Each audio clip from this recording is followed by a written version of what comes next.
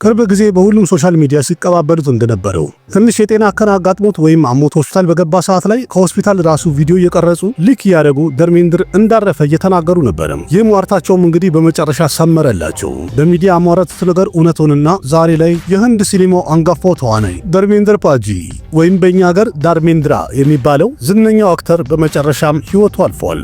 ወደማይቀረው ሞት ሁላችንም መሄዳችን የማይቀር ነው። ధርሜንድርም ስራውን አስቀምጦ ትዝታውን ለአድናቂዎቹ ትቶ ወደማይቀረው ጉዞ ሄዷል።